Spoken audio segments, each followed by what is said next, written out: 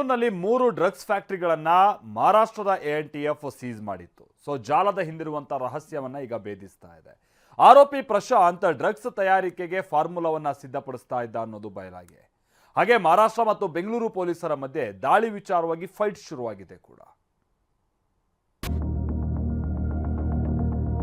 ಸುಮಾರು 500-600 ಕೋಟಿ ಡ್ರಗ್ ಕರ್ನಾಟಕಕ್ಕೆ ಬಂದಿದೆ. ಸರ್ಕಾರ ಏನು ಕತ್ತೆ ಕಾಯ್ತಾ ಇದೆಯಾ? ಗೃಹ ಇಲಾಖೆ ಸತ್ತಿದೆಯಾ? ಬೇಹುಗಾರಿಕೆ ಏನ್ ಮಾಡ್ತಾ ಇದೆ?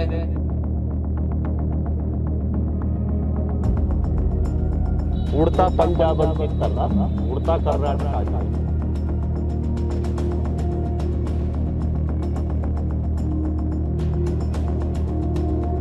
ಹೊಸ ವರ್ಷದ ಹೊಸ್ತಿಲಿನಲ್ಲೇ ಬೆಂಗಳೂರಿನಲ್ಲಿ ಡ್ರಗ್ಸ್ ಘಾಟು. Chemical engineer Prashant Yallappa Patil kingpin. ಹೊಸ ವರ್ಷದ ಹೊತ್ತಲ್ಲಿ ಬೆಂಗಳೂರಿನಲ್ಲಿ ಮಹಾರಾಷ್ಟ್ರದ ANTF ಭರ್ಜರಿ ಬೇಟೆಯಾಡಿದೆ. ಬಾಗಲೂರು, ಕೊತ್ತನೂರು ಮತ್ತು ಆವಲಹಳ್ಳಿಯಲ್ಲಿ 3 ಡ್ರಗ್ಸ್ ಫ್ಯಾಕ್ಟರಿಯನ್ನ ಸೀಸ್ ಮಾಡಿದೆ. ಇದೀಗ ಡ್ರಗ್ಸ್ ಫ್ಯಾಕ್ಟರಿ ಹಿಂದಿರೋ ಕಾಣದ ಕೈಗಳ ನಿಜ ಬಣ್ಣ ಬಯಲಾಗ್ತಿದೆ. 3 ಡ್ರಗ್ಸ್ ಫ್ಯಾಕ್ಟರಿಗಳ ಸೂತ್ರಧಾರಿ, ಡ್ರಗ್ಸ್ ಫ್ಯಾಕ್ಟರಿ ಹಿಂದಿರೋ ಕಾಣದ ಕೈ ಕೆಮಿಕಲ್ ಎಂಜಿನಿಯರ್ ಆಗಿರೋ ಪ್ರಶಾಂತ್ ಯಲ್ಲಪ್ಪ ಪಾಟೀಲ್ ಅಂತ ಹೇಳಲಾಗ್ತಿದೆ.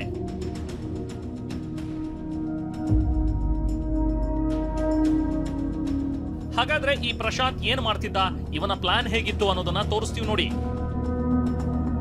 ಮಹಾರಾಷ್ಟ್ರದ ಕೊಲ್ಹಾಪುರ ಮೂಲದ ಪ್ರಶಾಂತ್ ಪಾಟೀಲ್ಗೆ ರಾಜಸ್ಥಾನ ಮೂಲದ 2 ವ್ಯಾಪಾರಿಗಳು ಸಾಥ್ ನೀಡಿದ್ರು. ಕಿಂಗ್ ಪಿನ್ಗಳಾದ ಯೋಗಿ ರಾಜ್ಕುಮಾರ್ ಮತ್ತು ನಯನ್ ಪವಾರ್ ಈ ಜಾಲದ ಪ್ರಮುಖರು ಎನ್ನಲಾಗ್ತಿದ್ದು, ಡ್ರಗ್ಸ್ ಫ್ಯಾಕ್ಟರಿಗೆ ಬೇಕಾದ ಯಂತ್ರ ಮತ್ತು ಕಟ್ಟಡದ ವ್ಯವಸ್ಥೆ ಮಾಡ್ತಿದ್ರು.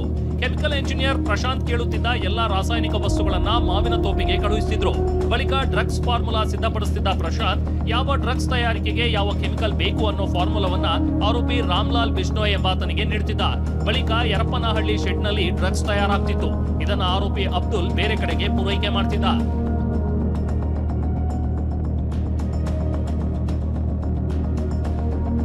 ಪೊಲೀಸರಿಗೆ ಅನುಮಾನ ಬಾರದಂತೆ ಸ್ಥಳ ಆಯ್ಕೆ ಮಾಡಿದ್ದ ಗ್ಯಾಂಗ್. 3 ಪೊಲೀಸ್ ಠಾಣೆ ಗಡಿಯಲ್ಲಿ ಫ್ಯಾಕ್ಟರಿ ತೆರೆದಿದ್ದ ಆರೋಪಿಗಳು. ಫ್ಯಾಕ್ಟರಿ ಸ್ಥಳವನ್ನ ಪಕ್ಕಾ ಪ್ಲಾನ್ ಮಾಡಿಯೇ ತೆರೆದಿದ್ದ ಆರೋಪಿಗಳು ಪೊಲೀಸರಿಗೆ ಅನುಮಾನ ಬಾರದಂತೆ ಜಾಗ ಗುರುತಿಸಿದ್ರು. ಪೊಲೀಸ್ ಗಸ್ತು ಕಡಿಮೆ ಇರೋ ಜಾಗ, 2 ಡಿವಿಷನ್, 3 ಪೊಲೀಸ್ ಠಾಣಾ ವ್ಯಾಪ್ತಿ ಬರೋ ಗಡಿಯಲ್ಲಿ ಫ್ಯಾಕ್ಟರಿ ತೆರೆದು ಧೈರ್ಯವಾಗಿಯೇ ಡ್ರಗ್ಸ್ ತಯಾರಿಸ್ತಾ ಇದ್ರು ಅನ್ನೋದು ತನಿಖೆಯಿಂದ ಗೊತ್ತಾಗಿದೆ. 55 ಕೋಟಿ ಡ್ರಗ್ಸ್ ಎಂದ ಮಹಾರಾಷ್ಟ್ರ ANTF. ದಾಳಿ ವೇಳೆ ಡ್ರಗ್ಸ್ ಕಾರ್ಖಾನೆ ಪತ್ತೆಯಾಗಿಲ್ಲ ಎಂದ ಬೆಂಗಳೂರು ಪೊಲೀಸ್. ಇನ್ನು ಮಹಾರಾಷ್ಟ್ರ ANTF ಮತ್ತು ಬೆಂಗಳೂರು ಪೊಲೀಸರ ಮಧ್ಯೆ ತಿಕ್ಕಾಟ ಶುರುವಾಗಿದೆ. ಬೆಂಗಳೂರು ಪೊಲೀಸರಿಗೆ ತಿಳಿಯದಂತೆ ಮಹಾರಾಷ್ಟ್ರ ANTF ದಾಳಿ ನಡೆಸಿದೆ. ಇದಾದ ಬಳಿಕ ಬೆಂಗಳೂರು ಪೊಲೀಸರಿಗೆ ಮಾಹಿತಿಯೇ ಇರಲಿಲ್ವಾ, ಪೊಲೀಸರಿಗೆ ಗೊತ್ತೇ ಇರಲಿಲ್ವಾ ಎಂಬ ಚರ್ಚೆಗಳು ಶುರುವಾದ ಬೆನ್ನಲ್ಲೇ ಬೆಂಗಳೂರು ಪೊಲೀಸರು ಸ್ಪಷ್ಟನೆ ನೀಡಿದ್ರು. ದಾಳಿ ವೇಳೆ ಡ್ರಗ್ಸ್ ಕಾರ್ಖಾನೆ ಪತ್ತೆಯಾಗಿಲ್ಲ. ಬಾಗಲೂರಿನ ಶೆಡ್ನಲ್ಲಿ ಸಂಗ್ರಹಿಸಿದ ಕಚ್ಚಾ ವಸ್ತುಗಳನ್ನ ವಶಕ್ಕೆ ಪಡೆಯಲಾಗಿದೆ. MD ಡ್ರಗ್ಸ್ ಸಂಬಂಧಿಸಿದ ಪರೀಕ್ಷೆಗಳಲ್ಲಿ ನೆಗೆಟಿವ್ ರಿಪೋರ್ಟ್ ಬಂದಿದೆ. ಅಶುದ್ಧ ವಸ್ತು ಆಗಿರುವ ಸಾಧ್ಯತೆ ಇದೆ ಅಂತ ಸೋಕೋ ಟೀಮ್ ಮಾಹಿತಿ ನೀಡಿರೋದಾಗಿ ಪೊಲೀಸ್ ಮೂಲಗಳು ತಿಳಿಸಿವೆ. ನಾವು ಆಲ್ರೆಡಿ ಇದರ ಬಗ್ಗೆ ಇನ್ಕ್ವೈರಿಗೆ ಹೇಳಿದೀವಿ. ಬಟ್ ನಮ್ದು ಅಬ್ಜೆಕ್ಷನ್ ಅಂದ್ರೆ ಅಷ್ಟು ವ್ಯಾಲ್ಯೂ ಏನಿದೆ ಆ ವ್ಯಾಲ್ಯೂ ಇಲ್ಲ. ಅದ್ರ ಬಗ್ಗೆ ನಾವು ಸ್ಪಷ್ಟೀಕರಣ ಕೊಟ್ಟಿದ್ದೀವಿ.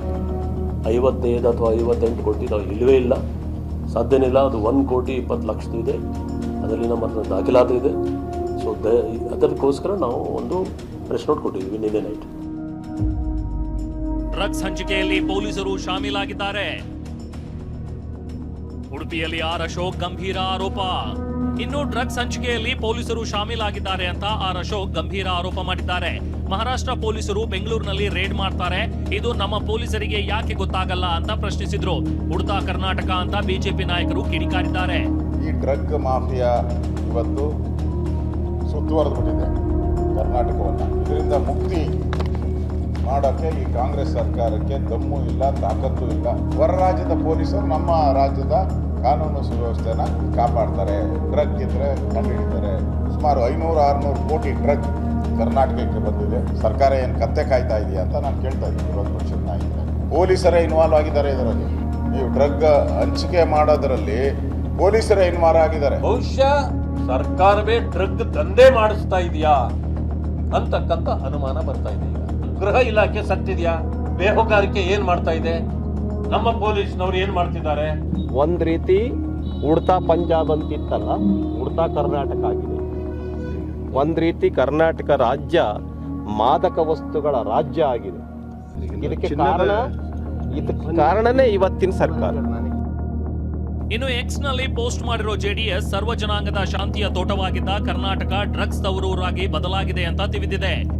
Bureau report, TV9.